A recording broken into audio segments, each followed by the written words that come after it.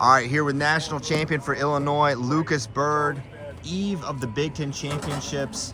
There has been so much discussion about your weight class, 133 pounds. Many people think it is the toughest weight. For me, it's the weight I'm most excited to see how it plays out because there's so many different contenders in there. Do you feel like you have been a little left out in the discussion to a degree, even though you're the returning national champion? You're undefeated this year.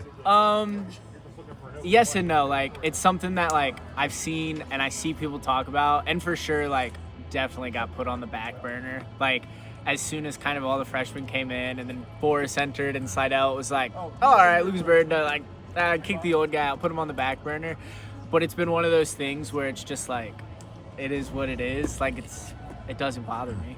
It doesn't bother you. Some of the guys get, like, we were talking a little bit how just kind of the different wrestler mentality. Some of the people, like, they're putting it on the bulletin board and it's firing them up. Is it like that for you? It definitely, like, okay. It gives fire to, like, hey, go out and compete now, because, like, I feel like I've been written off because I'm an older guy, obviously. Mm-hmm. Like, I'm in my 7th year, I'm 25. I tend to, like, not score a lot of points. But when you look through, like, my career, I've never been somebody that scored tons of points and lit up the scoreboard with a bunch of points. It's always been just kind of hard, gritty matches.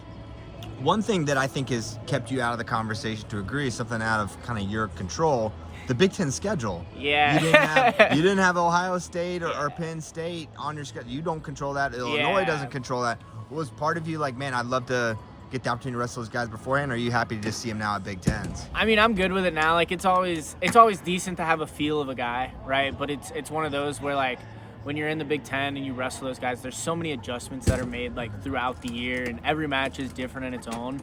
So it's just one of those where it's like, yeah, to have a feel would be cool, but at the end of the day, like, wrestling's a wrestling match. If I try to be like, oh, he's really good at this, like, Ayala, for example, like, had a really good slide by, and when I wrestled Ayala, I never, like, was like, oh, I can't collar tire, I'm gonna get slid by, like, because he's really good at it. So I try to, like, not pay attention, just trust in my coaches. They're like, hey, they're really good at this. It's like, all right, sounds good, but I'm not really going to change how I compete.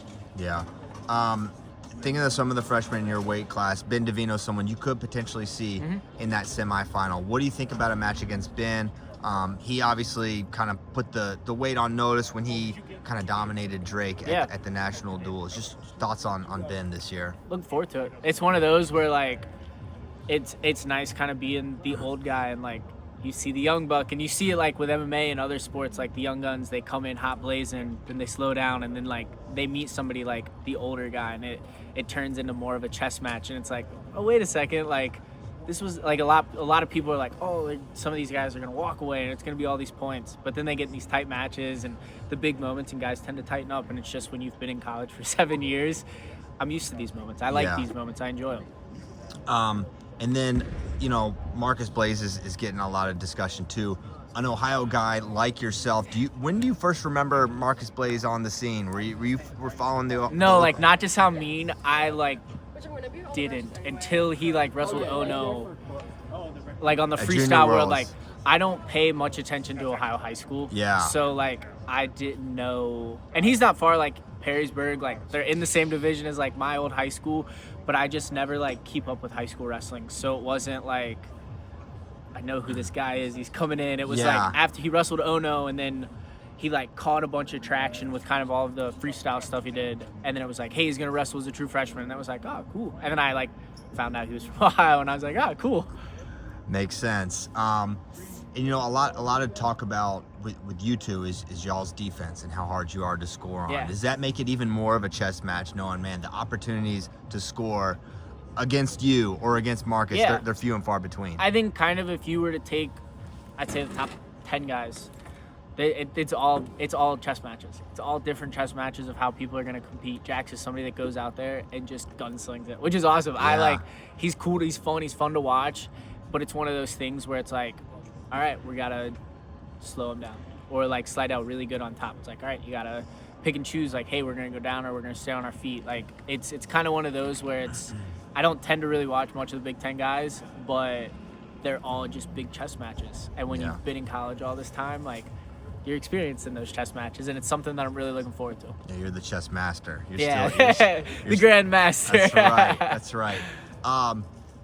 So one thing you mentioned, like trusting your coaches, you guys have had, and I'm not asking you to get into it at all, but the situation with Coach Poeta and Coach Hunter coming in, Yeah. how have you guys been able to really keep it moving? Had a really nice season in spite of, I think on the outside you think, man, this is gonna be really hard on the team, and I'm sure it was. Yeah. You guys have continued to really keep it rolling. I mean, I give that 100% to like our guys, but also like our staff and Jeremy. It was one of those where we didn't really let it affect us. Like, I feel like a lot of people think, you know, the guys on the team had like inside information or whatever. Like, we were just as blind to the public as, like, we didn't know anything. Right. We knew what you guys knew. And then we would see Matt Scouts or Pat Minio like tweet something. It's like, well, how do you know that? Like, who are you talking to that we don't know? And like, how is it getting out there? But like, full support in the staff of, hey, these are the goals. Like, it happened at Christmas. We came back. It's like, hey, Big Ten season. We have a hell of a team, and we're gonna focus on the next duels, you know, for the next 8 weeks. Yeah. My last question for you. You mentioned 7th year, and sometimes at the end the guys don't look the same, you know, for whatever reason. What is it about you, Lucas Byrd? Is it motivation? Is it health? What is it that has kept you to wrestling at your supremely high level? Yeah, I think it's a combination of health, motivation, and the people that are around me. You know, it's easy when you have a great support system of people telling you, hey, you can do this again. Like, and it's hard when you're a 7th year. It took a lot to come back. Like, having to do another year of long distance with my girlfriend. Like, it's hard stuff. It's not fun, but having, you know, her having my back and my family, the coaches being like, hey, like, we want you back. Like, we can do something really special. And then the guys on the team be able to, like, we opened Pokemon cards in the hotel this morning, and Chris Moore pulled a $600 card. Are you serious? Yes, and being able to like have that like memory of like, it's just like, yeah, I was at Big Ten's my 7th year. Chris Moore pulled a $600 Pokemon card. That's like insane. just kind of having those stories and being able to just like enjoy the 7th year.